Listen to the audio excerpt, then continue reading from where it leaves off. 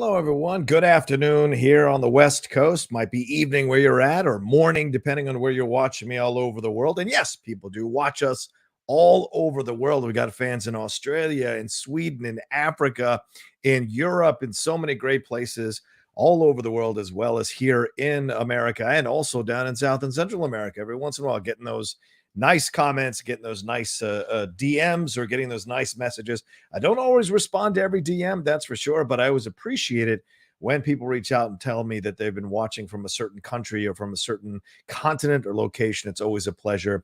And welcome to the Outlaw Nation show. Now, normally I've been doing these all in 2021 around 6, 7 p.m. on a Tuesday or Wednesday night, depending on the mood I'm in. And I wasn't going to do something until next week. Next week we're going to launch like the Outlaw Nation show for real. We're going to do a for 2022. We're going to relaunch it, and we're going to do a watch along of my match with Dan Murrow from Schmodown Spectacular. Going to have a lot of fun doing that, and maybe even get some guests to possibly pop in and give their 2 cents about the whole experience and what have you. That's kind of the approach I'm having, and I already booked a guest for a couple of weeks into February. A gentleman you all know well, Jason Inman, is going to be on the show next month in February, talking about his new project that he's got coming out. And I always love having Jason on the show. One of my dearest friends, one of the best people here in the sphere and on the internet. It was great to run into him a few weeks ago when I was in LA, randomly there for a screening. Randomly ran into Ashley and Jason. Ashley, his better half. They're hanging out with them, so it was a lot of fun. So he will be a guest. I'm trying to book the Blurred Girl as well. She was very kind to have me on her show. Karama was to have her show on Twitch, so she will be definitely a guest I'm looking to book here for the Outlaw Nation show. But we're going to change the name of the show, hopefully get a new look. Me and my graphic designer, Tushka, we've been kind of figuring out how we want the new look of the Outlaw Nation to go for all the shows, for all the stuff we do on here. Already we were kicking around some new looks for Game Time, some new looks for Geek Buddies, some new looks for the Twitch channel. And you guys can follow me, the Outlaw Nation, on Twitch. If you don't know that already, we did the AFC and NFC playoff watch-alongs over the weekend on Twitch. Watched almost every minute of the game together there, having some fun, talking about football and hearing from some of the people who are fans who joined to watch those watch-alongs as well. But anyway, the new look there, and hopefully a new look all around for all the shows. So, and possibly some new video intros, all that happening here for the Outlaw Nation in 2022. You guys know I don't sit on my laurels. I don't wait around for the sign. I kind of know I got to keep getting better every year to earn your attention, to earn your subscription. For those of you who are patrons, to earn your patronage. And you can join my Patreon right there, patreon.com/John Rocha, and you can see the multiple tiers that are there for you to be a part of. We do a couple of hangouts a week, one on Zoom. We did ours last night, and we do one on camera. One on the Discord. That was last night, and then one on camera, which we do either Wednesday or Thursday nights for an hour and a half, couple hours, just talking about what's going on in the world of entertainment, what's going on in people's lives, having a lot of fun with them. And they have the Outlaw Nation Movie Trivia League as well, which if you're a patron over 3 months, then you get to be in the Outlaw Nation Movie Trivia League. We have some fun competing with each other, singles, tag teams, movie-specific competitions there. Just a lot of fun. I heard about one last night. They were telling me about this match that happened between a couple of my patrons over Tropic Thunder. 50 questions about Tropic Thunder, going from 1, 2, 3, 4, 5, 6, 7, 10 pointers. It was incredible to hear that. So it's just it's so amazing to see how the Outlaw Nation patron group has grown, and also what they've been able to create under the umbrella of the Outlaw Nation. So all of that happening here as well. And of course, tomorrow, I announced it on Twitter earlier, Game Time, the sports show Game Time, is back tomorrow at 1 o'clock. I've got Winston and I've got Ben Goddard joining us. Might get a fourth. We were trying to get Jay, but unfortunately, Jay, he's so busy. He's got junkets tomorrow. He couldn't join us, but we might be able to land a fourth, maybe by 1 p.m. tomorrow. So don't forget to join us for that as well. Also today, what I'm talking about. You guys know last week I did a breakdown of the Joss Whedon interview that he did in the New York slash Vulture magazine there, which was a fantastic interview, and broke it all down, and all the terrible things that he said, all the misguided things that he said, just kind of gave me an idea that this is something. And I did that before in 2021 for some article or some interview or something. And I've just kind of felt this desire to kind of start doing this more and more, kind of getting these articles, breaking them down, look at the nuance and the syntax and the moments within the article so that people understand why there's an issue or why there isn't an issue, why it's a great interview. The Amy Pascal interview she did with Fandango, we did that last year in December, talking about how she teased a new trilogy for Tom Holland and what that means, and some of the answers she gave to some of the questions that Eric Davis laid on her. Eric Davis, they're the managing director over at Fandango. Some of the questions he laid on to her and seeing what her responses were, and they were great to break them down. So I want to do that today. For those of you who don't know, a few days ago, or yesterday, I think it was, yesterday morning, my friend Wendy hipped me to this article from the Daily Beast. Oh, and that's another person, Wendy Lee, the John and Wendy show. Those new graphics, you've seen the new fun with the John and Wendy show. Hope you all are enjoyed the last show we dropped on Friday. We came back for our first show in 2022. All new graphics, whole new look. That's kind of a tease of what the Outlaw Nation show, Outlaw Nation channel is going to be all about, the kind of look it's going to have here in 2022. But anyway, Wendy told me about this article in the Daily Beast. Now, I read the Daily Beast. I'm saying this right off the bat before we get into any kind of discussion here. I support the Daily Beast. I like the Daily Beast. They've done some incredible articles and informative articles about the madness that went on for the 4 years that Trump was in office. They've been great about all the politics stuff and all, really getting into the nuance and the nuts and bolts of a lot of the issues that we get into in the world here of politics. But a few years ago, they got a new editor to Daily Beast, and she wanted to kind of focus on more entertainment or open the door to more expanding what the Daily Beast can be. And I think that's great. You know me here on this channel, in my small way, I do that as well. Pro wrestling, sports, entertainment, film, television, reviews, trailer reactions, stuff like this, talking about everything that's going on in the world that is of interest to me. It's a reflection of who I am, and I feel I'm a pretty, kind of, I'm not going to say this. I've got a lot of interests. I would say that. I wouldn't say I'm a Renaissance man. I'm not intelligent enough to be a Renaissance man, but certainly I've got a lot of interests, and I like to express them through my venues, which are the shows I do on the channel. And today, oh, what's up, Phil? Good to see you. Phil's here checking in from London. I appreciate it. Sean Wingblade in here as well. And Smithy, Chris Taylor, J&B. What's up? What's up? But yeah, today I want to talk about this article that dropped on the Daily Beast yesterday. It was an article that led with this headline. And I'm going to share the screen, I think, because we're going to go through this article step by step, one by one, and break this whole thing down and what it was trying to say. Here's the article now. Here it is, how Rachel Zegler is becoming the new Anne Hathaway. And in fact, I think I might try to kind of cut down the window so that people can maybe follow along with me as we go along with this thing. But anyway, this is the article, how Rachel Zegler is becoming the new Anne Hathaway. This is by AJ McDougal. If we click on AJ McDougal, we find out that she is a breaking news intern for the Daily Beast. Got nothing against interns. That's how you hone your skills. You get handed these articles, you get handed these things to write. You've got to write them. She's a senior studying English and comparative literature at Columbia University. I think that's one of those Ivy League schools. I'm not an Ivy League boy, so AJ McDougal, I apologize. I'm not coming after you, but I am coming after this article. We're going to talk about this article. I have no way of saying you shouldn't be writing stuff. Knock yourself out. Go and you have a right to your point of view, and you have a right to write whatever you want to do, just as I have a right to criticize whatever article I would like to criticize on my channel. Says she has served as an investigative reporter and essayist for the Columbia Daily Spectator, the university's independent student-run paper. She's also freelanced at Vice, which I love to watch and read, Vice and at E! News, and previously worked as an editorial intern for Vogue Singapore and Backstage magazine. So certainly someone with a lot of pedigree in terms of building her resume up or building her career up as a writer. Respect to that, absolutely. However, I got to break this article down. I got to talk about it because it really bothered me. It really irritated me. And now, over the last few months, critics, writers, pundits, websites, are falling all over themselves to praise Alana Haim for her work in Licorice Pizza, just going crazy about the new white young actress that's getting all the publicity here. And here comes a Latina actress, 19 years old, 20 years old, got beat out, as the article says, 30,000 or almost 30,000 other actresses to land the part of Maria. And what I've seen from the Daily Beast, from a few articles here, they have come after her in ways that I find to be unsavory and I find to be a little bit frustrating, because how many young Latina leads have we had for decades in this country that have had a shot to actually do something?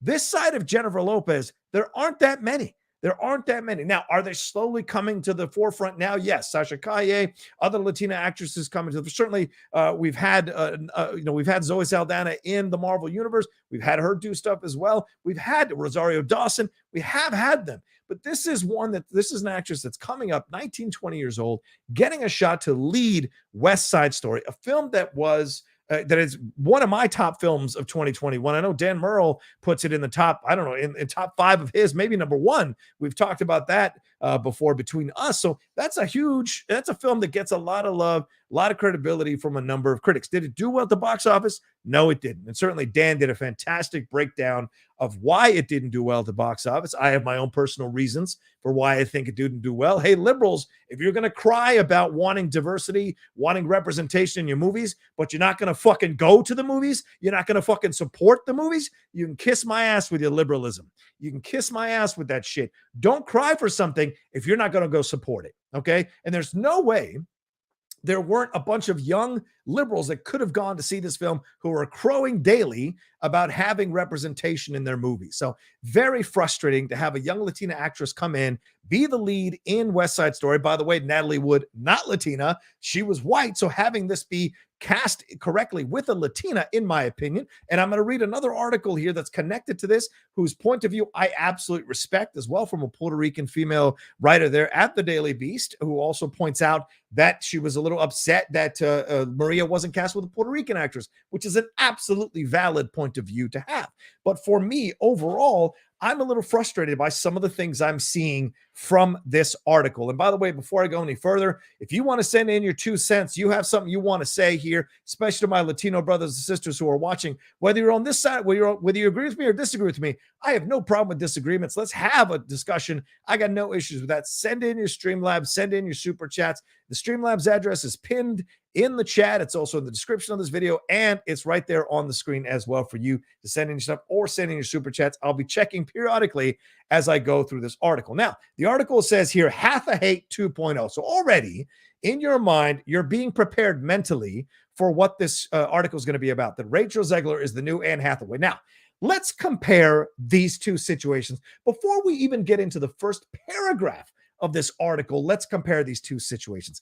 Anne Hathaway is a child actress who had success for a number of years, transitioned into being a, Princess Diaries, that kind of transition time where she's figuring out between the Disney or the younger actress stuff, moving into her own to be a legitimate dramatic actress and or comedic actress as an adult. And certainly she's accomplished that. And I think they're comparing her to Anne Hathaway because Anne Hathaway got so much hate for her behavior around the time of Les Miserables. She started being, people went after her for being the theater kid. Certainly I had my issues with some of the stuff that she said. Certainly her Oscar acceptance speech, you can feel one way or another about it. It struck me as weird, but hey, who am I? I haven't won an Oscar. I haven't been up there. Who knows what the hell I would say? I blubbered through my speech at the end of Schmoedown Spectacular. Didn't get half of the things that I wanted to get out of my mouth during that time. So I don't even know what it would be like to win an Oscar or what I would say. But it struck me as weird. And I wasn't the only one. Certainly a number of people did. But either way, she's got a right to earn her bones, get her Oscar, do her thing. Nothing wrong with that. But this is a different situation completely. This is a young actress, 19, 20 years old, who is just coming onto the scene and is immediately the lead of a big budget remake of a classic film that won numerous Oscars back in the early 60s. So it's nowhere near the same thing. So already you're making a false equivalency as a white writer between a white actress and a Latina actress who just showed up, a white actress who has decades. You could argue you could say years, decades in the business. You could argue who should have known better, who should have had better PR people around her to guide her through this versus a 19, 20-year-old who just showed up on the scene. I think it's an incredibly offensive and inconsistent comparison to make for this. And then it says here, Zegler's turn in West Side Story has drawn critical acclaim, that's for sure. And yet hordes of online trolls are fed up with her theater kid vibe. Already prefacing this by saying there are hordes of online trolls. No evidence for that. No evidence for that. Just cites a few people who've got barely 1,000, 2,000, 3,000 followers. Here's why they have her all wrong. So I love that, right? Great beginning here. And well, first, not so good beginning, but then this last line, here's why they have her all wrong. So I'm thinking, okay, she's going to spend the article defending Rachel Zegler. And we hear in the article right off the bat, she starts off with a Tumblr user who she describes as shudderingly observed that it haunts me that celebrities are just theater kids that made it. Why are we amplifying hateful voices like this? Why are we amplifying jealous, sad, hopeless voices like this? I don't understand. Why do we? I'm not even going to click on it because I'm not going to show you who this person is. I won't do that. The article actually includes links to these hateful words, these hateful tweets, these hateful posts, which I think is completely unfair to her. She goes on to say, to some, there will always be something utterly spine-chilling. How dramatic can you be? Spine-chilling about the fact that just underneath the red carpet poise of their favorite actor lies the beating heart of someone who is at once, at any given point, roughly 2 opening chords away from bursting into a show tune, or worse, still is. Now, you're telling me that you're saying you want to clarify things and you want to defend her. Your last line here is, here's why they have her all wrong. And then you start the article immediately undercutting her, immediately lumping her into a group of people who, according to this writer here, AJ McDougal, they're spine chilling to think about these people, that they're 2 opening chords away from bursting into a show tune. God forbid someone sing and be happy. God forbid someone enjoy singing their songs. We have to listen to your bitterness. So why can't you listen to some show tunes? We have to listen to you complain about your teachers, about your parents, about your life, about your Instagram, about your Twitter, about your social media, about your boyfriend or your girlfriend or whatever it is in your life. But God forbid a kid next to you burst into a show tune. God forbid something that makes them happy. God forbid they express it. God forbid they express their First Amendment right. You know, do you think they want to listen to you constantly complain about Joey who doesn't give you attention or Donna who doesn't give you attention? Fuck no. But they listen to you because you're the loudest one in the room, or they listen to you because you got your little horde of mean girls hanging out there or mean guys hanging out there saying terrible shit. So to me, this whole characterization of someone simply because they want to sing or they might be in a moment to kind of burst down. First of all, I've never been in a public area, and I'm of age, ladies and gentlemen. I've lived on this planet a few decades, some say a few centuries. And I've never seen anyone burst out into a show tune randomly in the middle of a fucking crowded room or crowded place or crowded theater or anything. I've never seen that. So I don't know who these people are that AJ McDougal is describing or has been around, but I've never seen it. Maybe they do that in the Ivy League schools. I certainly have never seen it in my state school or anybody else. Anyway, she says, Rachel Zegler, more than most, wears that heart on her sleeve. The 20-year-old actress made her film debut here. Let me make it bigger so we can all follow along. I know sometimes I forget that y'all need to have it bigger. I'm going to check in with y'all here real quick before we keep going. I've got a 7 of you watching me right now. Thank you so much. Please hit that like button and hit that thumbs up button. And for you, those of you who are watching later, leave a comment down below. Let me know what you think about the things that I'm saying, for God's sake. So anyway, all right, let's move on to the rest of the article here. Rachel Zegler, more than most, wears that heart on her sleeve. The 20-year-old actress made her film debut in Steven Spielberg's West Side Story after being chosen, as I said, over almost 30,000 other Marias in a 2019 open casting call. As a regular teenager in New Jersey, Zegler did what lead sopranos do and got cast as the star of all her high school musicals. Not every lead soprano gets cast, but I guess that's the thing she wants to frame her in. Then she was catapulted into household name territory. Now, let's break that sentence down. The movie did not make that much money. So this idea that she's a household name is ridiculous. Tom Hanks is a household name. Tom Cruise is a household name. Nicole Kidman, Julia Roberts, Angelina Jolie, Jennifer Lopez. Those are household names. Rachel Zegler is only a household name if you live in the bubble of people who went to see West Side Story, who are into knowing about the films or Oscars, but not a lot of people saw this movie. So this idea that she's a household name, I think, is a little bit out of line. You know, she's known by those of us who know her, but she's not a household name just yet necessarily. She will be.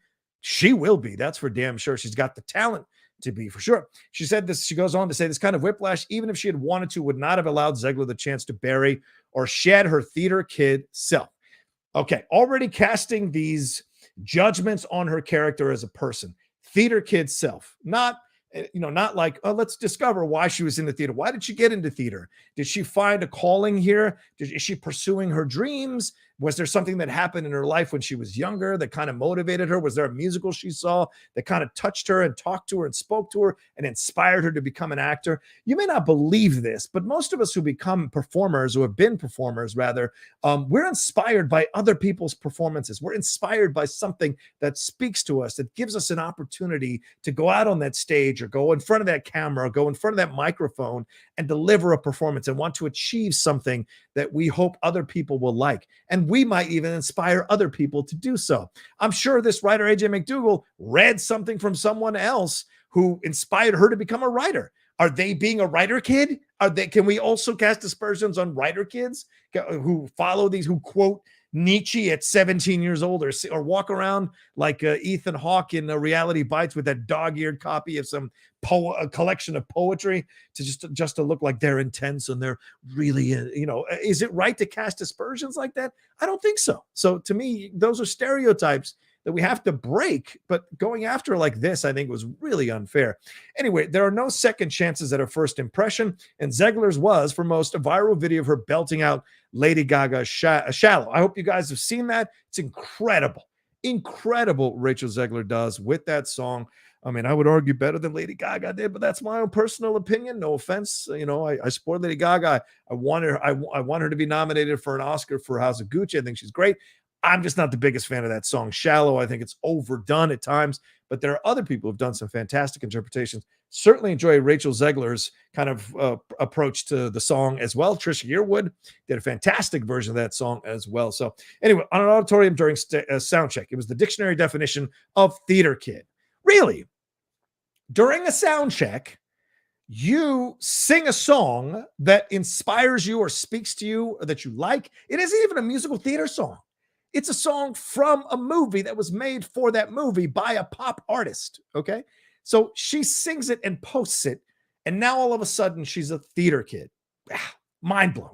And even after, I know what she means by theater kid. I know what you mean by a theater kid, but nothing about Rachel Zegler posting that video necessarily makes you think she wasn't overdone. She wasn't using these flowery dresses or jumping around with big theatrical set pieces and doing peekaboo moves with the song. She was just singing.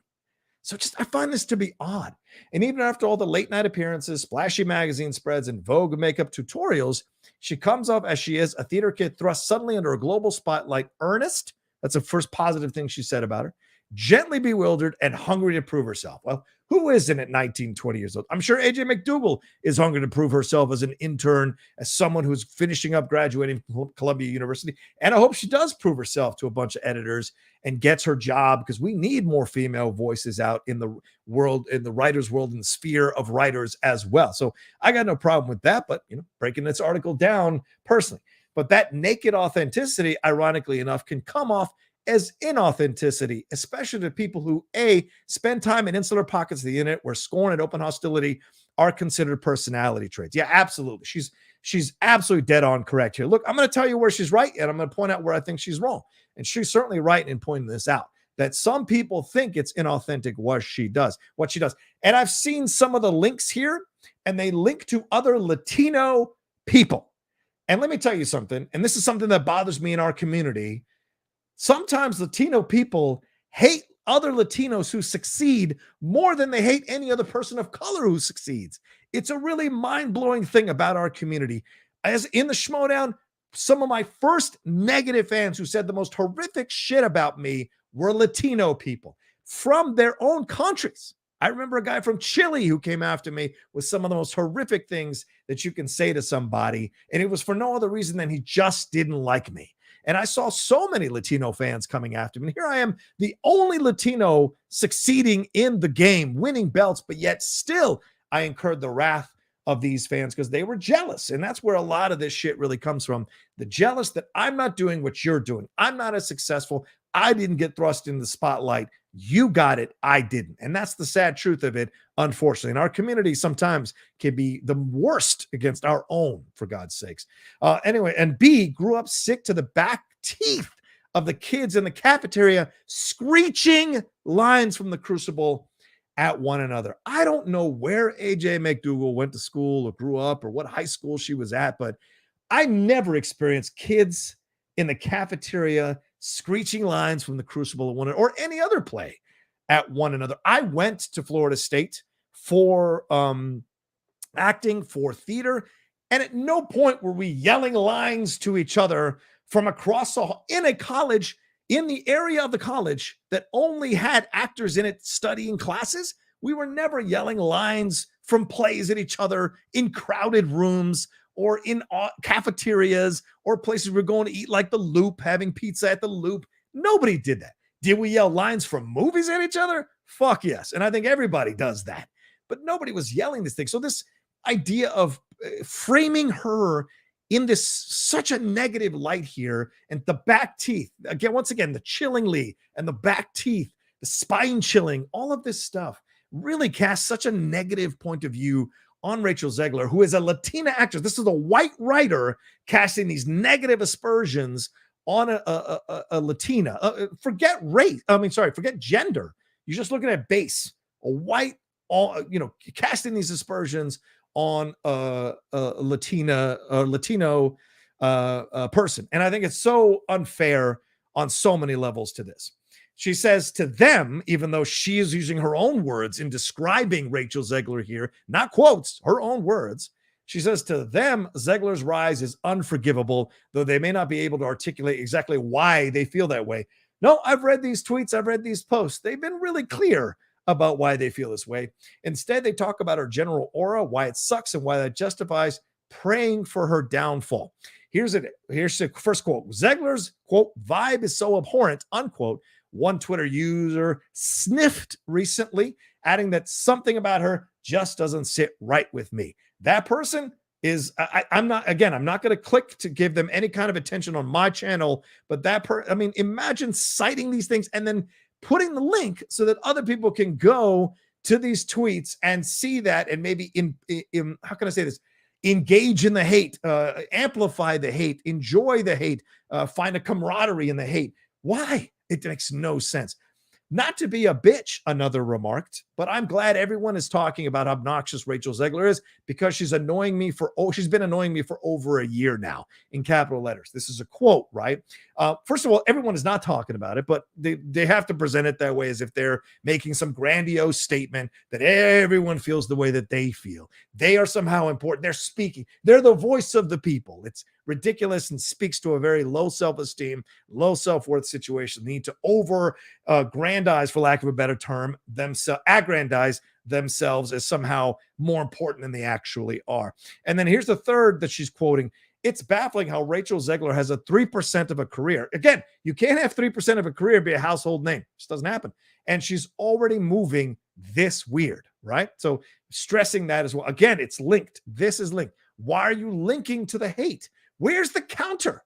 Where's the counter of the tweets that go, hey, I love her, or she's great, or she's really inspired me? Do you know how many Latina young girls who are probably seeing that Rachel Zegler achieved what she achieved, that it's possible to go from obscurity to fame just by being good at what you do and having the fortune to be at the right place at the right time? Do you know how many white actresses we've seen over the years who've seen other white actresses, been inspired by other white actresses? How many Latina actresses in comparison, percentage-wise, do we have? How many young Latina actresses get a shot to lead a film? It is rare. So to have a piece like this come out that absolutely slams her and destroys her and smashes her, maybe there's a young Latina actress who's reading this going, see, I don't want to be famous. If this is what happens to me, I'm just going to stay at a community theater. I'm going to stay in a small place. I'm going to go do something else with my life. And then we are the lesser as a community, as a country, as a world, by not having her talent be seen out in the world. And don't say that doesn't happen, because that does fucking happen. There are a lot of people who turn away from certain jobs or certain possibilities or certain dreams because they see other people tear apart the people who've already tried to achieve what they would like to achieve as well. That does happen. All right, going further in the article, the peanut gallery's combative comments reached critical mass earlier this week when Zegler conceptualized film and uploaded a dramatic reading of a Britney Spears Notes app message from January 14th in which the pop star slammed her younger sister amid their ongoing public feud. Now, this is fair. This is absolutely fair. Here, let me switch the brand. I forgot to switch the brand earlier. Sorry, guys. Boom. Let me switch. No, I guess we shouldn't do that then. Let me just go back to my regular one. I apologize. I didn't know it would come over that. So we'll use it later. But anyway, so here we are. So this is absolutely valid. This is her doing a dramatic reading of a notes message or a message that Britney Spears wrote in retaliation to Jamie Lynn Spears, her comments in her book that she has out now, where she talks and tries to basically save her own butt for the things that she was a part of during Britney Spears' conservatorship. And of course, taking advantage of trying to sell books, trying to make money, trying to save her brand, save her image. But Britney is calling her out, rightfully so. This is Britney's experience, and she's got a right to call her out when she feels the right to call her out. And so what Rachel Zegler did, unfortunately, was to post a video of herself reading this and doing a dramatic reading of this interpretation of this message from Britney Spears to Jamie Lynn Spears. And it's unfortunate. This was a mistake. And again, she's 19, 20 years old. She made a mistake, and then she immediately apologized. She immediately apologized for what when she was getting called out. She immediately apologized for it and asked and said, hey, I shouldn't have made light of it. That was my fault, my mistake. Here, I'm going to bring this up for you. Should have had it queued up. I apologize. I didn't have it queued up to show you guys, but it is here to show you guys. Here it is. All right, let me switch this. Let me share to another screen. Let me stop the screen share, and I'll share to another screen to show you exactly what she wrote in apology here. Here it is. She wrote, she says, anyone who knows me knows how much I love Britney, and I'm rooting for her always. While I meant no disrespect whatsoever, I should have thought about how this could be perceived, and I'm so sorry for upsetting or disappointing anyone. This is not a situation to be taken lightly, and we should all be lifting Britney up in this pivotal time. Thanks for hearing me out, and big thank you to all who held me accountable. So there you go. She is absolutely owning up to her behavior. And there you see the video of her doing the dramatic interpretation. That is what she's doing. Shout out to Pop Crave. I want to get at Pop Crave. I want to give them credit for using their tweet here. But this is her dramatic interpretation of what reading Britney Spears' lines to Jamie Lynn Spears. Now, absolutely a mistake. Absolutely. When you watch it, it is a bit like, ooh, why did you think this was a good idea? But again, she's 19, 20 years old. Do we get any kind of fucking leeway or space for someone who is 19, 20 years old? Do you have to engage in the hate? AJ McDougal, what did you do at 19, 20 years old? I know I did dumb shit. I know a lot of people watching us did dumb shit. If we had social media back when some of us were 19, 20 years old, who knows what stupid shit we'd post, you know? So these are the things that I think, I'm surprised that this article didn't have more grace or more space or more kind of understanding for the approach here to a young actress like Rachel Zegler in this situation. So I'm just surprised by it. But let's go back to the article here. Anyway, it was quite the about face for somebody who 8 days earlier had won a Golden Globe. Yeah, she'd won the Golden Globe for Best Actress in a Musical or Comedy. The video was tacky and misguided. Absolutely. It had none of the requisite self-awareness that a Gen Z celebrity, especially one who has made the choice to continue to be extremely online, should have. It had pick-me girl energy. It was Rachel Berry meets Tori Vega. It was cringe. And yet another thing is linked here. Another tweet here. Just when I thought Rachel Zegler was going to beat the annoying theater kid stereotype, she goes and does this from Soraya, Montenegro. Sounds like a Latino name to me. Yet again, some hate for what she is doing. She made a mistake. Soraya, did you make a mistake when you were 19, 20 years old? Did you put up something stupid when you were 19, 20 years old? We make mistakes. She's learning as she goes along. Yes. Is she putting herself out there? Absolutely. Will that lead to criticism? Sure. But the Daily Beast, I feel, has a little more responsibility here to show some grace and show the other side of this as well. And that's nowhere here in the article, unfortunately. Again, I'm not going after AJ McDougal as a writer. I think she has a right to do what she wants to do with her career. She has a right to pursue it. I don't want to start. I'm just saying I'm breaking this article down because as a Latino critic and a Latino pundit, seeing a Latina actress finally get a shot at leading a film like this, having people not show up, including a bunch of the liberals who wanted to see, people of color in positions leading projects or leading films, seeing a bunch of them not show up. I expect the conservatives and the MAGA nuts and the QAnon crazies and the Trump fools to not show up, but to have liberals who were, I would imagine, were the 81 million people who voted for Joe Biden, to have them not show up in larger numbers to this film. And I don't give a fuck if it's supposed to appeal to old or young. I don't give a shit. These are all young actors. I think they should have gone to support that. Now, the Ansel Elgort side of things, absolutely understand that. If that was an issue for you, that's your own personal decision, your own personal choice. Do I believe there were 81 million people who said Ansel Elgort, or 75 million, but how many it was? 70 million people, maybe, to give the benefit of the doubt, who didn't want to go see it because of Ansel Elgort? No, I don't believe that. He's not even a household name, for God's sakes. So to me, this kind of just blew my mind to what I was seeing here. So it's this idea that she should be held under the microscope like this, I think is so unfair. Anyway, but to some it was more. It was all the proof they needed that Zegler didn't, quote, deserve her celebrity. Yet again, another link to another negative tweet or post, a howling chorus largely having falling silent since Zegler removed the phrase "believe survivors" from her Twitter bio in the wake of the sexual assault allegations made against her West Side Story co-star.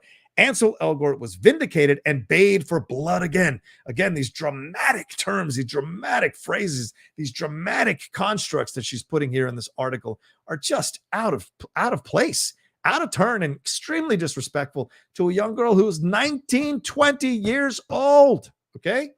Spielberg may have plucked her from the chorus of the normies, but the video was the chorus of the normies.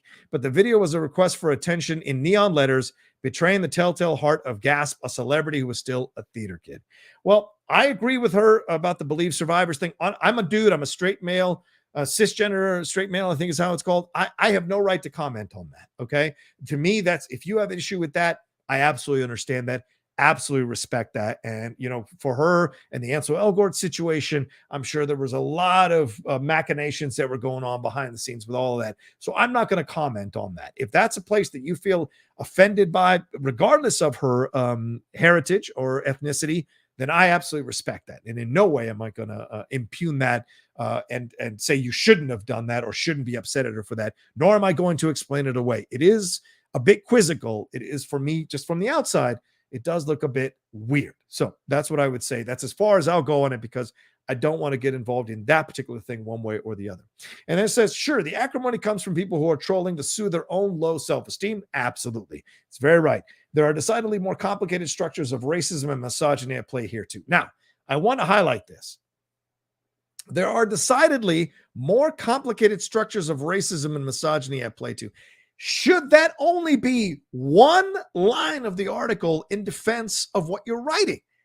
I don't think so. This should have been a longer article, or should have had paragraphs in this article that dived deeper into the it's not that complicated, these structures of racism. I love when people say that racism is complicated. It's not fucking complicated.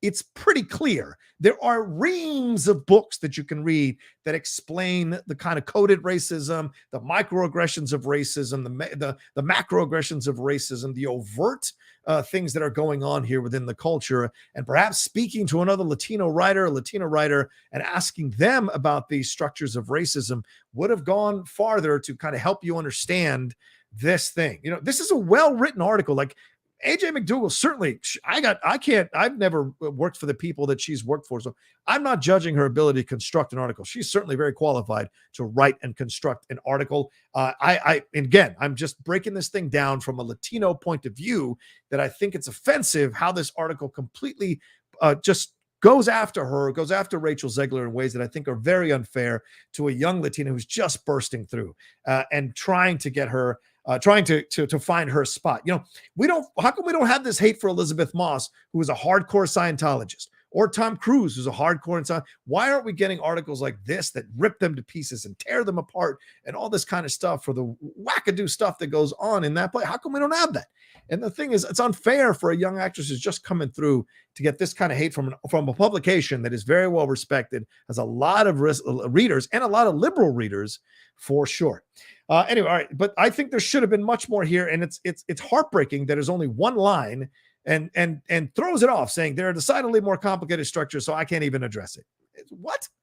Anyway, Zegler has indirectly and directly made it abundantly clear that she sees the hate, even the tweets that get fewer than a dozen likes. And this is something that she links to a Diedrich Bader tweet. The Diedrich Bader defended her. And then another tweet where she posted where someone complained about how she reacted to seeing Drew Barrymore. Someone called her out. Someone who was never going to achieve what Rachel Zegler achieved. Someone called her out, who was super jealous of what she's done, and said, hey, the way you fangirled over Drew Barrymore, it was embarrassing. So, and he said, he or she, whoever it was, said, stop doing that. Let me tell you how to live your life. Stop doing that. I'm a sad little person, and I've got to tell you who's achieved so much to stop doing that, because I wouldn't do that. Ridiculous. Absolutely fucking ridiculous. And she tweeted that or retweeted that and took out the person's name so they wouldn't get online hate and said no, and with a simple heart. I like that response.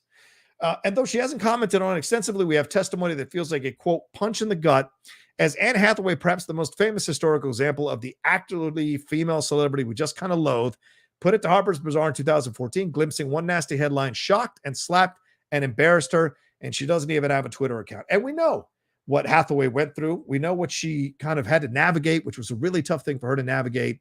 Back then when we were around in the Oscars hanging out, I will fully admit, I just did not like that she was in for it. I didn't think it was that great of a performance. And when she won, I didn't like the speech. But subsequently, I have certainly changed my mind about all of that, seeing what it did to her, seeing how much she had to endure in retaliation from people and all the stuff she was going through. I had to kind of take a look at myself, be like, hey, man, a little more grace in these situations. A little more grace would be great. And again, I want to say this. I am not going after AJ McDougal personally, all right? I'm going after this article. So again, I'm creating grace here by saying, please keep doing what you're doing. This is a well-constructed article. I just have to point out the spots where I think he was unfair to Rachel Zegler, all right? I'm going to say that here. I'm going to take a drink because I've been talking for 45 minutes straight. Half a hate surged to an all-time high in 2013 after she climbed on stage to accept an acting Oscar. Can you tell I've been talking a lot? For her work in Les Mis, and fatally, joyfully whispered, it came true. It was simpering and disingenuous. Wow. Oof. Those are tough words to use. The vitriol that hit her in response, though, was completely out of proportion to the line's awkward hamminess. So, indulging her own opinion after also quoting Anne Hathaway, I thought was a little bit unfair here. Now, Zegler is generating Oscar buzz of her own. God, I hope so, because the people I used to work for, SAG, the union I used to be a part of, didn't even recognize her, which I thought was extremely offensive to the list of actors there. As Maria, she's been called arguably the biggest breakout star of the year by Variety. I hope so, because she is. With the Hollywood Reporter lauding her on-screen presence for, quote, a delicacy that makes her appear to be floating on air. I agree. She's incredible in West Side Story. If you haven't seen West Side Story, please go see West Side Story and enjoy Rachel Zegler. Enjoy a new actress who has a confidence and an ability that is incredible to see at such a young age. How many of us would have been able to carry the remake of a film, a legendary film, under the tutelage of Steven Spielberg and Rita Moreno and Stephen Sondheim there to be a part of this, and been able to carry it as well as she did and deliver such a knockout performance at 19, 20 years old? I don't know how many of us would have been able to do that, but she certainly did. Ahead of February 8th, when the nominations for the 94th Academy Awards will be unveiled, Zegler's name is already being heartily tossed around in the salad bowl of viable contenders for the Best Actress race. Here will be an uphill battle against a set of established titans, likely armed with surnames like Kidman, Olivia Colman, Kristen Stewart, and Lady Gaga. What's more, despite established titans, Gaga's done 2 films, but whatever. What's more, despite the Golden Globe snag, Zegler was completely snubbed by the Screen Actors Guild earlier this month, right? And no performer has ever won the Best Actress Oscar without a SAG nomination. That's just fucking sad. And I want to know why that happened. I would like to explore the SAG side of things, man. I want to see how many of these voters, how many of these supposedly liberal voters who constantly cry about diversity and representation didn't even watch West Side Story to even consider her to vote. This is why I believe every name should be unveiled of a voter, and every vote of theirs should be unveiled for everybody to see. I'm tired of people hiding in the shadows to vote for these awards. Fuck that nonsense. You got the guts to vote. You better have the guts to own up to your vote and defend your vote. That's the game. You don't get to hide behind the shadows anymore. We should end that shit once and for all so people know which critics, which voters, which actors are actually going to see these movies and which ones aren't. Because if you're not seeing all these films and you're voting, you shouldn't have a vote. You should be kicked the fuck out of voting for these kinds of awards. Anyway, that was my 2 cents on that. But if you can imagine it, she could still be the first. If she's nominated for Best Actress at the Oscars this year, Zegler will be the youngest Latina nominee ever. Let that sink in. If she wins, she'll be the youngest winner, full stop, breaking the record that actress Marlee Matlin has held for 34 years. By the way, Coda, an incredible movie. Incredible movie. Coda is another one that is not getting a lot of love, not getting a lot of attention, yet it's one of the best films of the year, certainly my top 10. And Marlee Matlin playing the mom in that movie is just incredible. And another young actress that should be getting some love as well from the Academy is Emilia Jones for the work she did as the main lead of that film, the daughter in that film, Ruby Rossi. People talking Alana Heyman, I get it, but Emilia Jones is what people should be talking about more in a better movie like Coda. So I would have liked to have seen her get a little more love as well. But yes, Marlee Matlin just got me down that wormhole a little bit. Maitland was 21 years old and 218 days old when she took her gold statuette in hand. That was for Children of a Lesser God. If you haven't seen Children of a Lesser God, I can't recommend it to you enough. I think it's on Amazon Prime. It's one of the best 80s films that nobody fucking talks about anymore. It's an incredible film with her and William Hurt about him coming to school coming to teach at a school that has kids there, and then he falls in love with Marlee Matlin, who is, I think she's kind of the custodian there or custodial engineer, but she's deaf. So he feels a certain affinity to her, and it's an incredible exploration of this relationship and how much his ego overwhelms her agency, and then how she fights back against that and what that leads to. It's phenomenal. It's a great play as well. Anyway, Zegler would be 20 years and 328 days old. And if you can imagine, then it's not such a stretch to picture that people will say afterwards, it's an unfortunate fact of the internet we now live on. Whenever someone is feeling pretty and witty and bright, there'll always be someone lying in the wait to try and cut them down. Yes, I agree. And that person this time was the Daily Beast. Was this article here from AJ McDougal. Now, to be fair to AJ McDougal, because I think it's fair to be people on the show, we talk about it. She issued a statement about some of the offense that she was getting from people for her article here. I wonder if I can find it. I'm trying to find it here. I should have, sorry about that, gang. I should have had the link ready to go, but she had a clarification in her retract. You know what? I'll just click from the article to her Twitter. I'm sure it's there where we'll find her. Where we'll find her posts about it. I think it was like a 5-liner thing that she wrote, kind of explaining her point of view. Let me share it just to be fair here and give her point of view on this. I hate to be unfair to people. She said, what did she say? Did she put? Yeah, here it is. She says that she herself, I was and still am a theater kid. So then why indulge with writing an article that reinforces the stereotypes of theater kids? I find that to be very quizzical. B, I love Rachel Zegler, and I think she's weathering celebrity with grace and poise. Yeah, but none of that is in this article. I think an allusion to that is in the article, but barely. It's one line. wrote the piece to acknowledge / comment on the undue hate she's getting, not to perpetuate. But you did perpetuate it because you didn't counter it with any of the positive things that people are saying, with any of the great words that other people of note, other people who have accomplished stuff in this business are saying about her, including, including Steven Spielberg and other people that have worked with her as well. D, I don't write my headlines. E, please read the full article. Well, we read the full article. And this is the response here, for God's sakes. And I am not coming after her. I'm coming after the article. If you can make a delineation in the sand about it, I am coming after the article, not her. I want to make that very, very clear, because I think this is an unfair situation where these editors, and the editor, I think, of the Daily Beast is a white woman, approved gender irrelevant, a white person approved this kind of a takedown on a young woman of color. Sorry, I'm scrolling to find the posting of the article because some people that I've worked with and that I respect in this business responded to this article and were not happy about it either. And I wanted to give highlight their tweets about it. I may have to go and hunt for this a little bit more before I find it. Maybe I'll go in the search here. Daily Beast, Rachel Zegler. Let's see if what comes up and then we can quote it. Where is it? Is it here anywhere? Here it goes. My first thought, every time I see a piece that should never have been written, where was the editor on this? Right. Angie Hahn, that's Alicia Grasso, who I've worked with and I respect very much. Angie G. Hahn says, part of an editor's job is to protect their writers from their own bad ideas. So just kind of talking about certain things here within this article. And I know Alicia had some comments about it as well. So just looking at this and being a little bit just surprised by what the Daily Beast posted when it came to Rachel Zegler. And I'm just shocked that this would be something they would approve, want to have going forward. And the Washington Post even did a document about it, a podcast episode about it, exploring it. So to me, I just find it to be fascinating. I'm going to cycle through here and see if I can find it, the post, because it doesn't seem like Alicia's comment, or maybe they took down the post of the article. I don't know.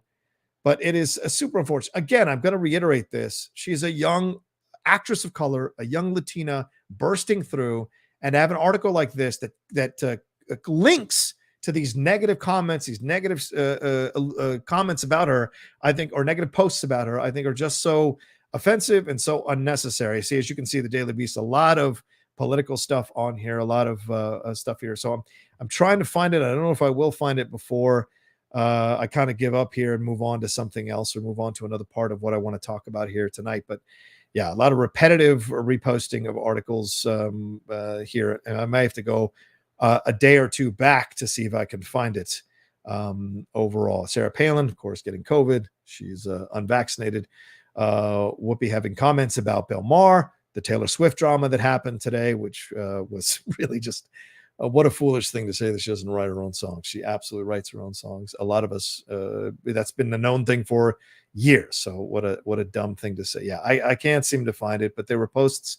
I should have linked it, and I apologize to you all that I'm making you watch me cycle through this. But maybe they took it down. Maybe they took down the post to try to kind of maybe spare some of the backlash or the drama that ironically was being filtered to Rachel Zegler. With the post that she, with the comments that are in this article. So anyway, I just wanted to highlight this. There's another article. Let me stop sharing here. There's another article that I do want to give some love to as well and be fair about as well. And this one is from, let me see here. Where is it at? I apologize. Let me see where it's at. Yeah. This is from Mandy Velez, who I've written her stuff.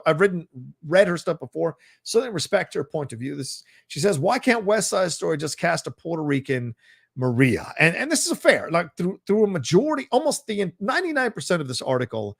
I absolutely understand her point of view. I don't 100% agree, because as a Latino, as the son of immigrants who came to this country as a first generation American, I grew up loving West Side Story, the movie, and I understand people having issues with it. And certainly there's a great piece in the New York Times where they interviewed 5 people who have been around it of different cultural origin, different ethnicity, about the play, different experiences within theater and writing and what have you about the play about the musical and its some of the difficult nature, some of the difficult stuff in the musical, some of the not so difficult stuff in the musical. Really great exploration. But this is such a fantastic article, well written here, speaking about her points of views about wanting Steven Spielberg and the casting director to have done a better job about this. Rachel Zegler is not Puerto Rican; she's Polish and Colombian. And she says, as much as she wants this as much as I want this to be enough for this remake to feel right, it just doesn't. And she talks about how her mom was not happy about it as well. And she also says, Colombians and Colombian Americans have their fair share of struggles and triumphs in this country. And look, Stephanie Beatriz is of Bolivian heritage, but she's playing a Colombian lead in Encanto. Are we going to go after her too? Is that what we're creating? See, I get Minnie Velez's point of view because she's saying, as a Puerto Rican, I would have liked to have seen a Puerto Rican lead. We should have worked harder. Steven Spielberg, the cast director, should have worked harder to get a Puerto Rican lead. 1,000%. No issues with that at all. But we did get a Latina lead. And I think that's important. This isn't a Tony Plana situation where Tony Plana played every ethnicity, every country under the sun for decades in this business because they wouldn't hire any of the Latino actors except the one they just saw in another film before. So he was able to work consistently for a number of years playing all kinds of heritages, okay?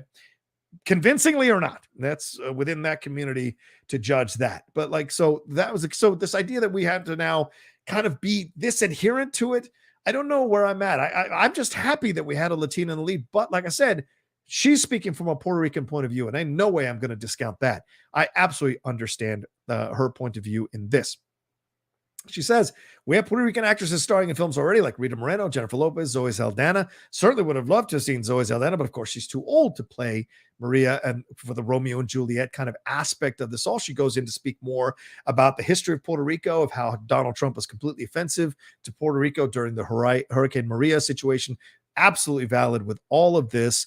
There were no, and so she says, maybe it wouldn't matter so much if there was an abundance of stories told about Puerto Rican experiences, the experiences of people who make up an entire territory of this country, many of whom are fighting for it to become a state. Totally understandable, but there isn't. So I'll tell you what this choice says to me.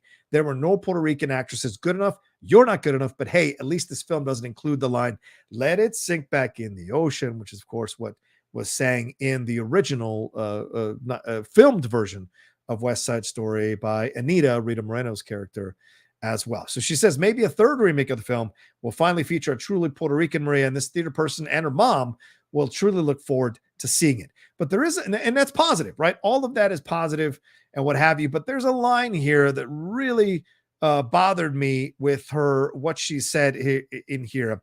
God, where is it? I have no issue.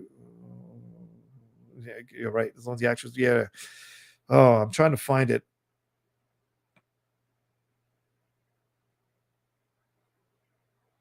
Yeah, Puerto Rican. Right.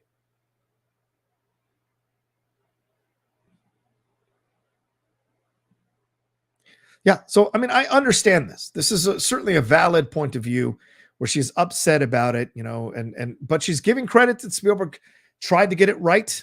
And she links to the New York Times article. If you haven't read the New York Times article and you're a fan of this play or this movie, I think it's a fantastic article to read, to hear multiple points of views about it.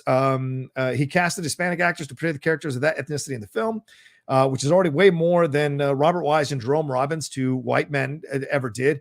He also definitely didn't want Rita Moreno, who's in the remake of the film, and forced into wearing brownface, which she was at the time in that movie. And even Rita Moreno put her stamp of approval. So we have two different points of views, two different generations looking at it. Certainly Rita had a bit of a misspeak herself and had to kind of walk that back when she was on, was it Stephen Colbert's show or Jimmy Kimmel's show or Jimmy Fallon's show. And so she had to kind of do that point. So she said, but she does give credit to Rachel Zegler. She says, I can't deny it. She's incredibly talented. She's Latina, but she is not Puerto Rican. So there's the thing that I think you have to kind of, I understand that as well in her offense. So giving a little bit of the credit to her in that way.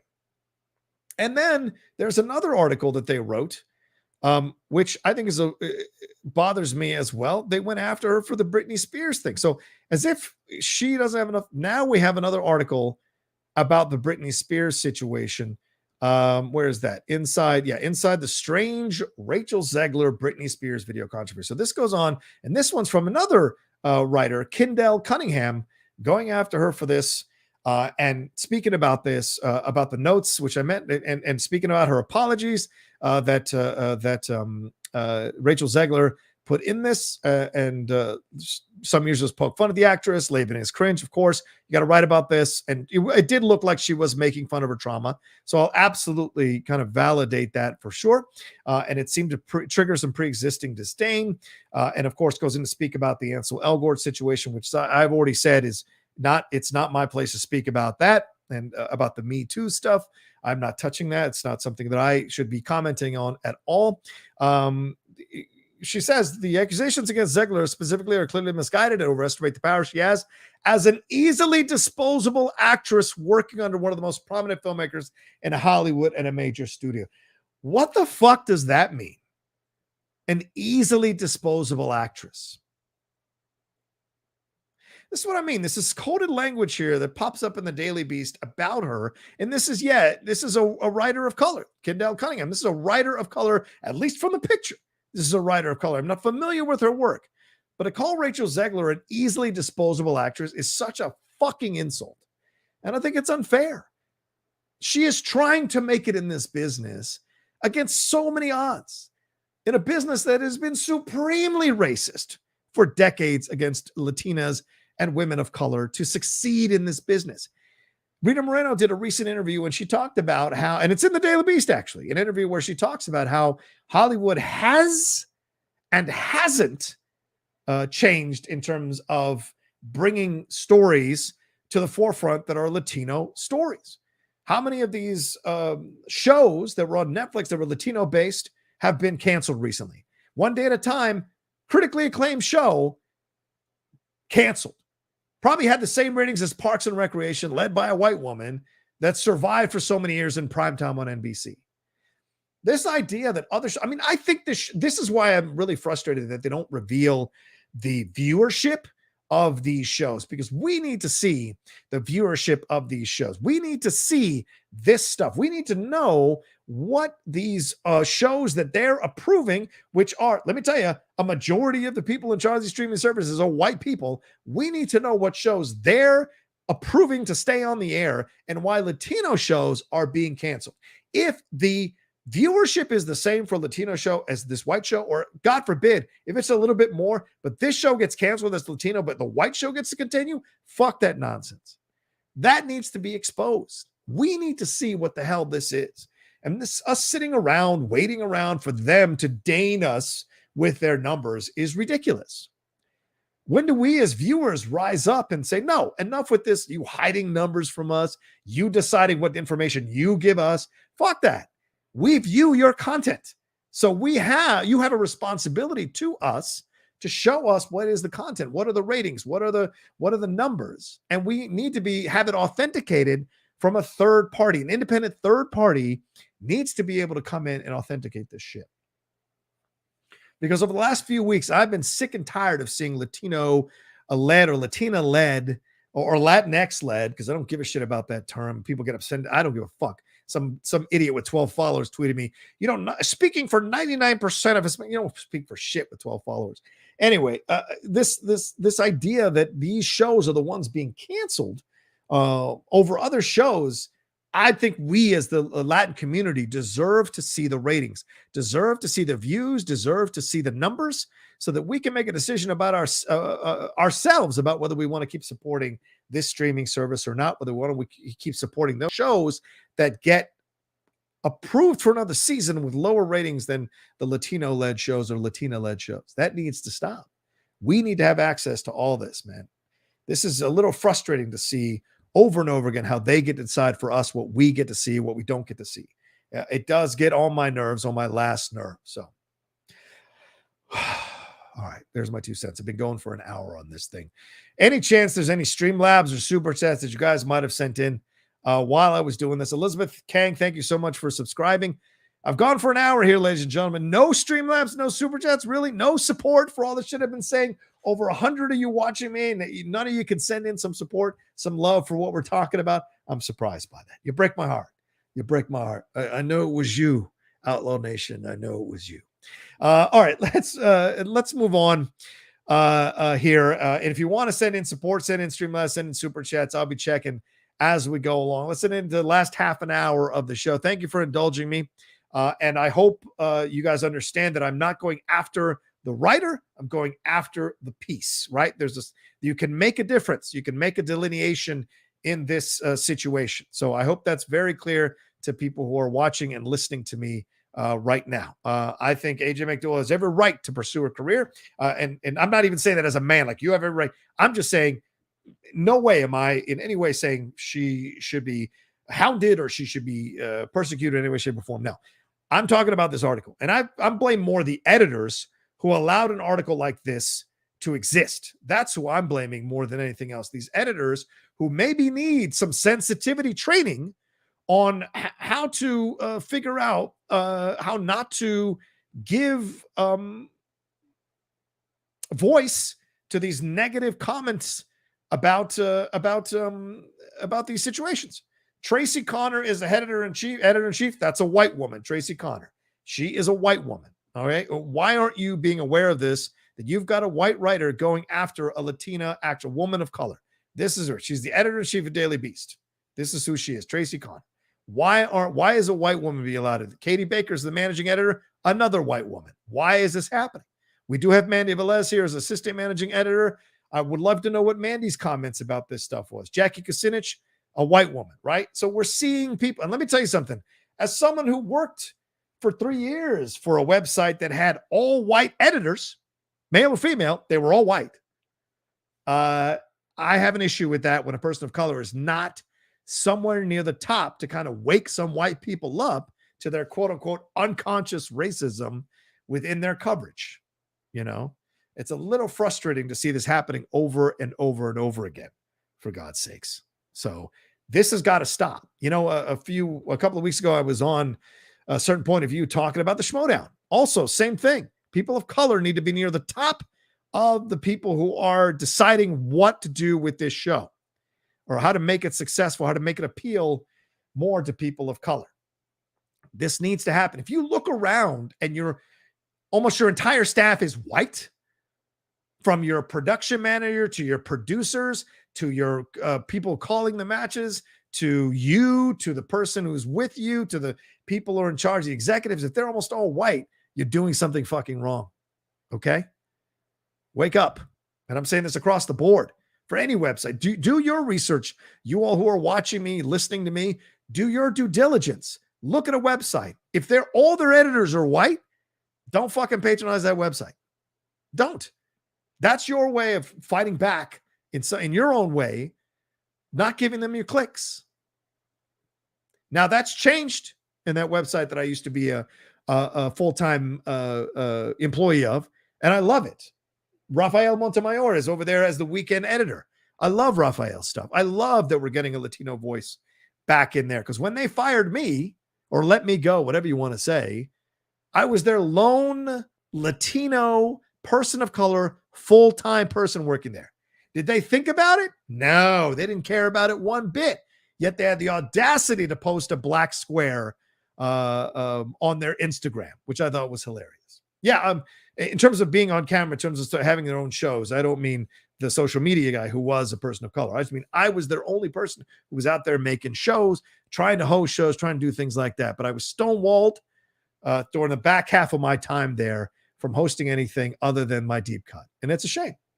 Now, all of a sudden, oh boy, let's bring in people of color to hear other voices. You know, when you're struggling to find writers in February for Black History Month because these freelance writers are finally starting to see your bullshit, that speaks volumes about the wrong direction you were going in. Even though you're writing articles calling out studios, calling out TV station, or calling out TV studios, calling out film studios for not having enough diversity. If you don't have enough diversity on your staff, how the fuck do you think you should be calling out other places for not having enough diversity on their staff? This is why my channel fights really hard And I make it a point to make sure that I have people of diversity on my channel. Gay people, people of Black people, Latino people, people of Asian people, they are on my channel. Women, men, they're on my channel. The Outlaw Nation fights to show you the template, the blueprint that should be possible at every fucking website, every YouTube channel, everything. And I'm proud of that. And I'm proud of that. And I'm very fortunate that those hosts have been willing to come on and co-host shows with me and take a chance to co-host shows with me on this channel. And I know my Outlaw Nation community is an awesome community because they've all like patronized those shows. They've given them fantastic compliments. When guests come on, they give them incredible compliments for coming on. And I'm proud of that. I'm fucking proud of that. Anyway, those are my 2 cents, speaking my truths into the world. We got 100 of you watching us right now. Please, for the love of God, give this video a like. If you're watching later, give it a like and a comment as well. Likes and comments help raise the visibility of this channel. And I appreciate that madly. So, all right, we're off the Rachel Zegler thing. Please, no more negative hit pieces about Rachel Zegler. Editors, do your job. If this was an AJ McDougal idea, do your job and make sure no more articles about Rachel Zegler, no more negative articles.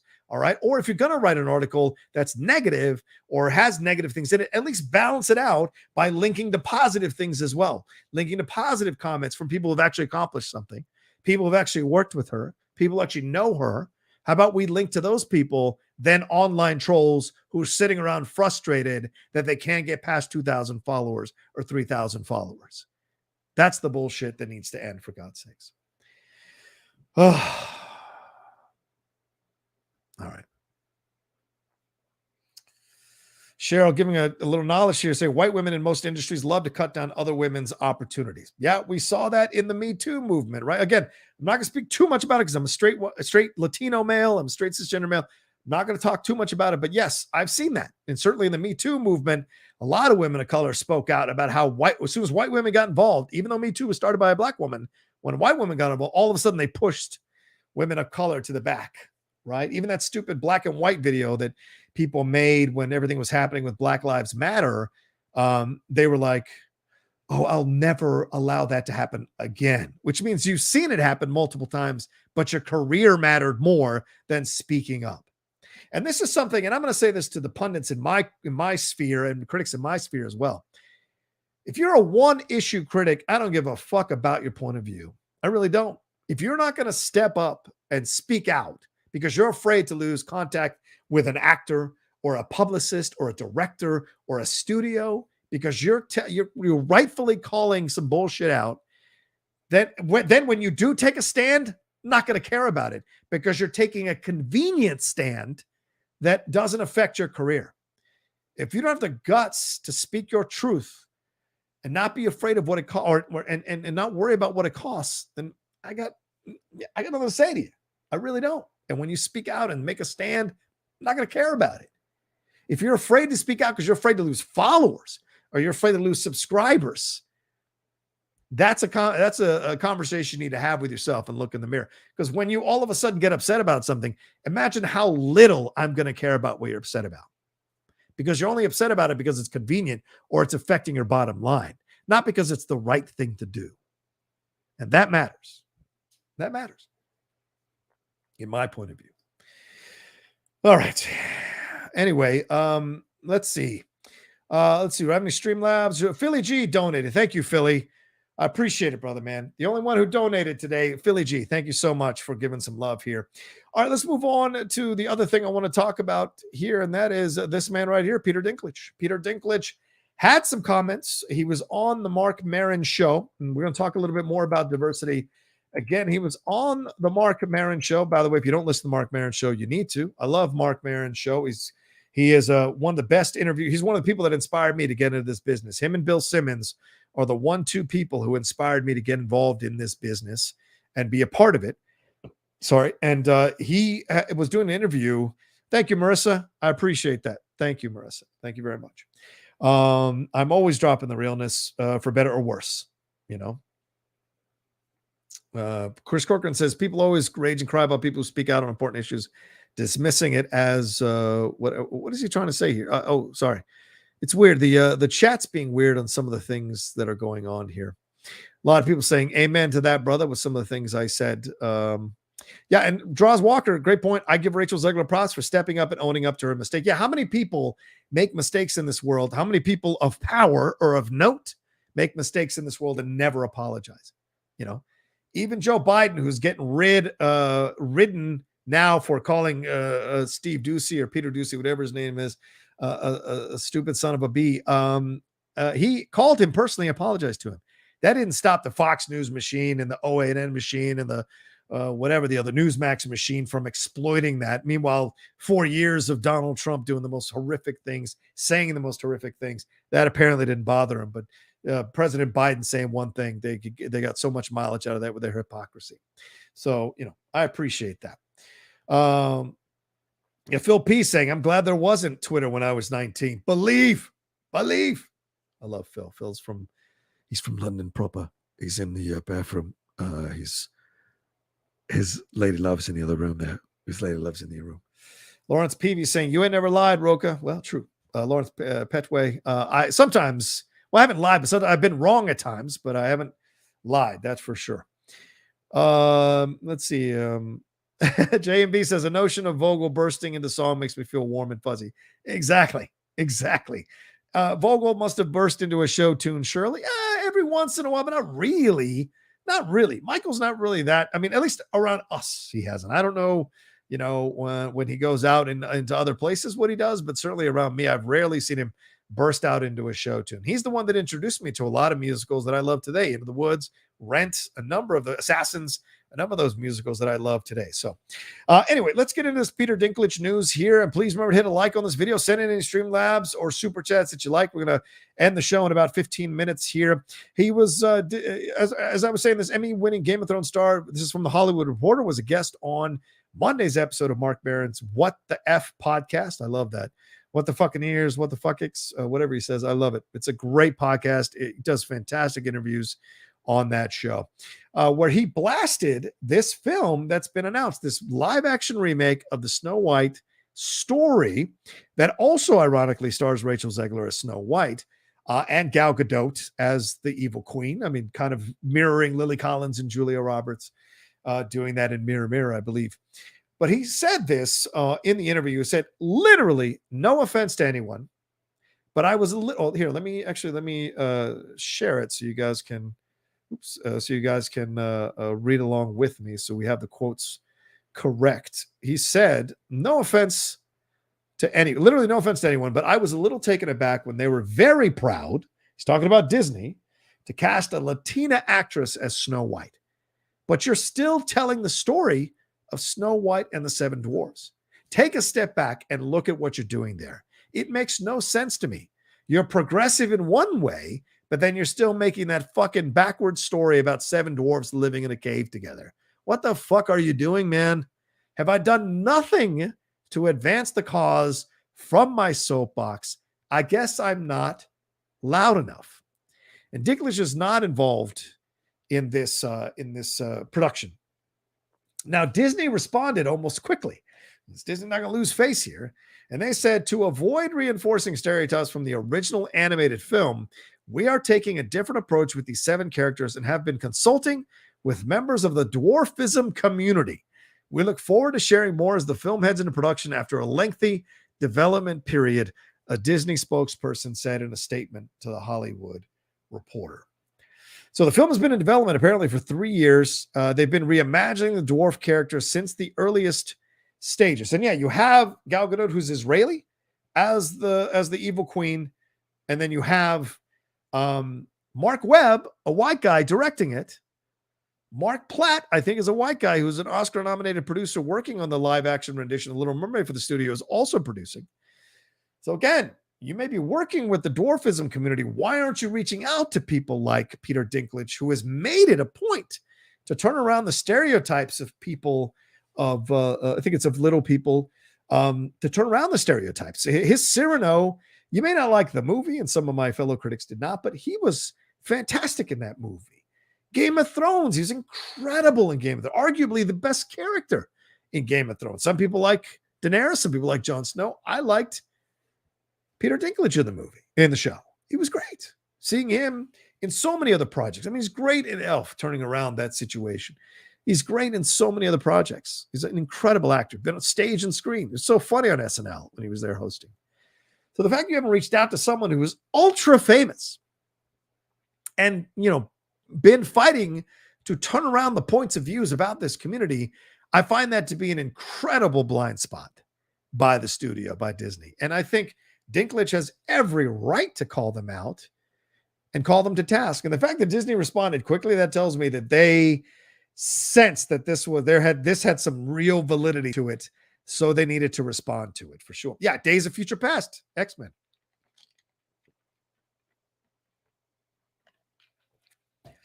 And the thing is, yeah, exactly. Emily Song, it's lovely how Disney we consulted with members of the community, and yet they did no outreach to the most prominent actor who they have a work relationship via the MCU. This is a fantastic point. Yeah, Chris Corkin saying some people saw that Dinklage was attacking Rachel Zegler. Those people are idiots because he wasn't. He's attacking the overall production. I mean, Rachel Zegler isn't writing it. Rachel Zegler isn't kind of producing it or doing anything like that. She's just involved as Snow White. But I think what Peter Dinklage points out here is a very important thing to think about. This idea that, hey, I'm progressive over here, ignore what I got over here. That kind of bullshit needs to stop. People rightfully went after, and my colleague Laura Iskrell rightly went after Tina Fey for some of the very troublesome Asian jokes that she has made. And this white community of comedians, male or female, have done quite a number on the Asian community and used the Asian community for their jokes and done some terrible things towards the Asian community with their jokes and in their shows. And I'm sure a lot of those shows written by white people. I don't care if you have white women and white men in the room. If it's white, that's the issue. Okay? And that's the shit that needs to change. And yes, you can do comedy without doing racial stereotypes. That's low-hanging fucking fruit. You want me to respect you as a comedian? Don't pick the low-hanging fruit. Work harder. Be better. As Melania once said, be best. So, I mean, to me, this is just a mind-blowing thing that they wouldn't reach out to someone like Peter Dinklage to talk about him or hire him as a consultant or at least kind of touch base with him about it. And maybe this is Dinklage's way of saying, hey, why haven't you? Why didn't you reach out to me? Why didn't you touch base with me about this stuff? Why didn't you do this? And so, hopefully this opens the eyes. And I hope more studios, more film and TV productions open their eyes to how to approach this. And we've seen a lot of changes over the last 2 years. We have. I'm not going to take that away. Certainly, we've seen more people of color moving into business. I mean, I tweeted about how all those people, because off of a tweet talking about all the Latino and Latina people who are now being a part of the DC universe, right? It's incredible. Zola Mardueña as Blue Beetle, Sasha Calle as Supergirl. We're seeing Rachel Zegler is going to be a part of Shazam. We're seeing so many of the Latina actors, Leslie Grace, who's going to be part of, I'm sorry about this, going to be part of who's going to be Batgirl. We're seeing so much of that coming forward. Listen, I'm retired from the showdown. I forget names sometimes. Leslie Grace. Yes, I was right. Leslie Grace. So we're seeing so much of that happening. But I hope within the projects, within those projects, we're not seeing other forms of stereotyping or racism or whatever, or insulting certain communities that have been disenfranchised or underserved in the entertainment world. I hope we're not doing that. And too many times in these projects, while they're busy patting themselves on the back for their progressiveness, look, we hired a bunch of white people or white women. Great, but they're telling Asian jokes. That shouldn't happen. So I hope more people are waking up to this and listening. And look, I don't know how many people listen to me. I don't know. I yell, I scream about this stuff, yell about this stuff. I passionately point out this stuff. And the people who listen to me, I appreciate. There are some people who discount me. Fuck them. I'm going to keep saying what I'm saying. And if they don't want to listen and they get caught up in knots later, I got no sympathy for them. Absolutely zero. And this is the game. I'm trying to make people aware in my sphere about this shit. I'm trying to make studios and other places aware of this stuff, because this has to be something that is in the forefront of the mind of these producers. And, and someone said this the other, I wish I remembered who said this the other, someone of note, of prominence said, the only reason they're doing this stuff is because they see money in it. Studios wouldn't have changed their minds if there wasn't money in it. Not to be cynical, but it's show business, not show, let me make you feel good. Not show, let me do the right thing. It's show business, okay? So if it's the right thing now, because all of a sudden they've discovered, oh, hey, there's all this diversity out there we should be taking advantage of. You have to question the motives, but it doesn't mean you can't be happy. You can't be happy that the changes are happening. It's good that the changes are happening. Okay. It means there's more groundwork being laid, more changes to come. And that's a good thing. That's a positive thing for all of us overall. Mr. Big Helmet. Oh my God. Mr. Big Helmet says, he says, you sound like you hate white people. Yeah. Let me introduce you to some of my friends. Let me introduce some of the people that co-host the show. Are you a fucking idiot, Big Helmet? For God's sake, you must be, because you're doing the Rick Moranis character. It was a fucking idiot in that movie.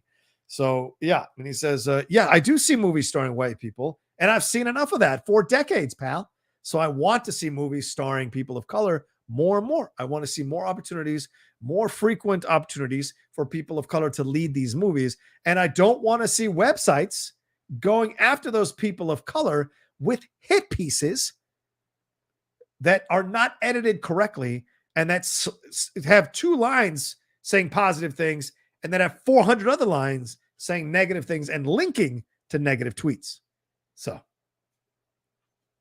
Jesus. Taking of the source, taking of the sources. Must the studio go to the most famous member of it?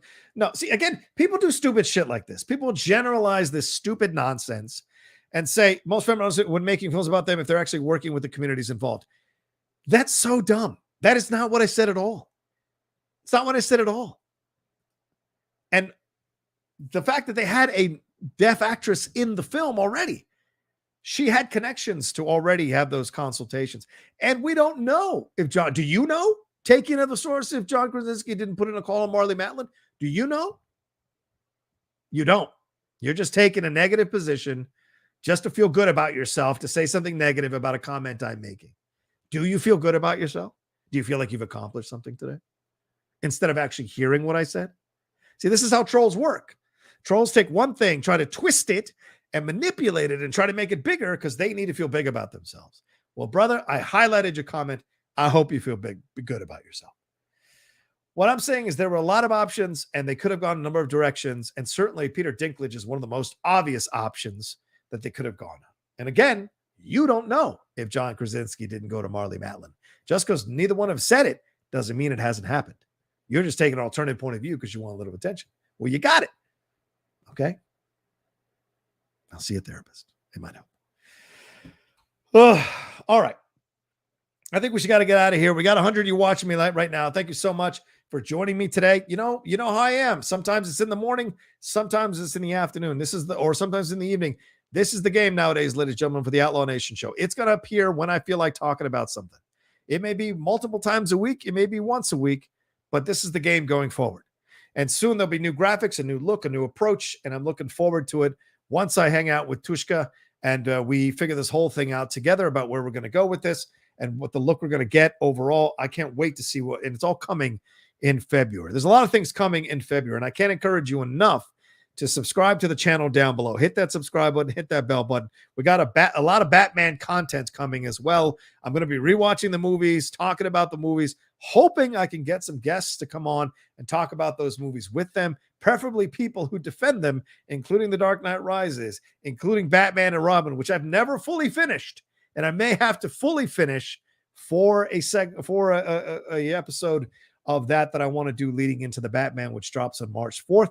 I did a reaction to the funeral scene. I hope you all got a chance to watch that on my channel today as well. And let me know what you thought about what I had to say. Keep it respectful. You can still be passionate. You can defend one side or the other.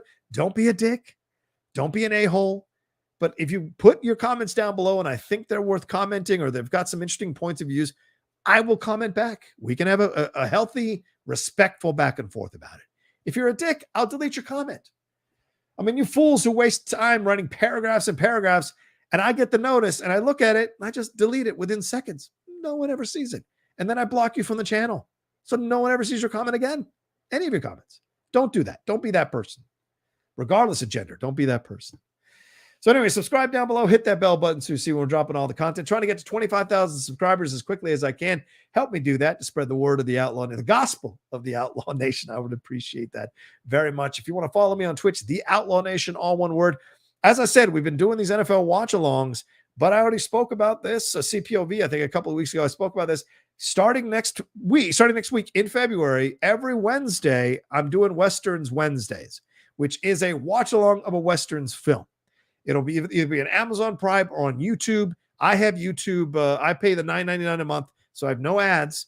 So if you do that, you can join me and we can watch the movie. Now, I can't screen the movie for you because that's illegal, but I think on Amazon Prime, if you have Amazon Prime, you can join me, and whatever Westerns are on there, we will do it every Wednesday, a watch-along for sure. And that's not the only time I'll be doing a watch-alongs, but certainly on Twitch, that's where they'll exist. I'll be playing more games starting next week as well on Twitch, finding more time to do all that. So please follow me there, the Outlaw Nation on Twitch. And let me know what you would like to see from the stuff I create on Twitch. I'd love to kind of have some new ideas, new approaches, all of that to Twitch as well. Follow me at The Rocha Says on Twitter and on Instagram and on TikTok. I am going to start posting like these 2-minute videos to TikTok that are 2 to 3 minute videos about either reviews or segments of interviews I've taken from previous interviews I've had in the past. All that stuff's going to start going up there on TikTok, or just commentary about whatever I feel like talking about for 2 to 3 minutes will be up there on TikTok as well. I don't imagine I'll do any dances, but who knows? Or maybe I'll put the Outlaw mask on, have a little fun, have a little fun with it and do a little fun dances or whatever. So do all of that to support everything we're doing on here. Thanks for the Streamlabs and the Super Chats. Efron Guzman says, hey, do you feel we have a diverse ethnic pundits on YouTube, or do you think we need more? I think there are a number of them out there. They may not have as big of a following as you would normally see for other people, but that's because they haven't been given the opportunities to be highlighted on other shows.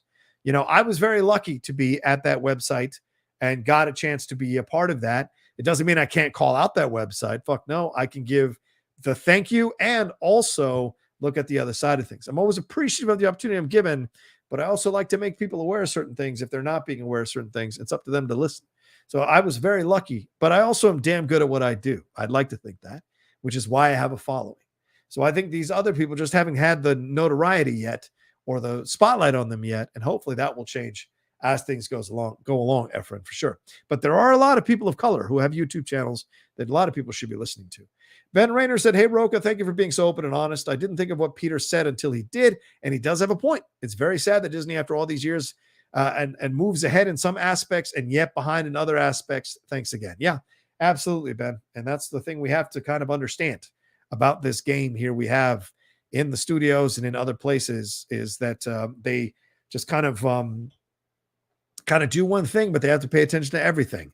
And no, this isn't politically correct. This isn't all this kind of stuff. Dan Collins says Whitney Seibold goes on record saying he would defend Dark Knight Rises. Yeah, that could be fun. I'd love to. I've never had Whitney on the channel. That'd be fun to see Whitney come in and defend Dark Knight Rises. By the way, I don't hate Dark Knight Rises. I'll say this. So it might be fun to have a fun conversation with Whitney about the good things and the bad things about that movie. So certainly someone I should call on for sure. Oh, Seven Samurai. Is that what you said, JB? Seven Samurai. Hello. I'm wearing my Seven Samurai shirt from TeePublic, which I love. So thank you very much. But anyway, yeah, that's my 2 cents here tonight. As I said, follow me everywhere that you can.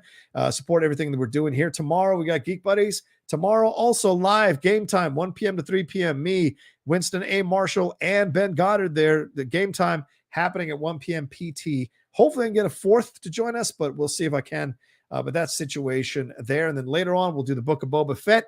And tomorrow on the Hollywood Critics Association YouTube channel, I'll be hosting the Book of Boba Fett review that we do, the spoiler review. And I'll be a pundit or a guest of the Peacemaker review that we do there. The Book of Boba Fett, 8 a.m., Peacemaker, 10 a.m. on the Hollywood Critics Association YouTube channel. All right, that's it for me. You guys are awesome. Love you madly. And I will talk to you next time with another brand new episode here of the Outlaw Nation show. And I'll end it like I end every show. Hey, whatever you need to do to get through the next second, next minute, next hour, next day, next week, next month, next year. I want you to do that because you never know what's waiting for you on the other side. You never know. And it can't encourage you enough. You just never know. It might surprise you. It might change your entire world. And if you can just find that strength to put that little bit of your foot forward to the next step, you never know what it's going to lead to. Trust me. Every day I'm blown away that I get to live this life after I almost took my life in 2016. I was this close. I was a phone call away. If I hadn't made that phone call, and I always give credit to Breanne Chandler to Miss Movies, who tweeted that. She had no idea I was going to read that tweet. But that tweet saved my life. Posted the number to the suicide hotline. I called it, talked for 40 minutes, and it saved my life that day. And then my 2 friends and my 4 friends saved my life that day. So you never know what can happen for you. Just because you're in the lowest of the lows doesn't mean you can't find your way to climb back up to the top, to the height of the heights. All right. In the heights. There you go. There's a reference. All right. I love you. I'll talk to you next time. Peace.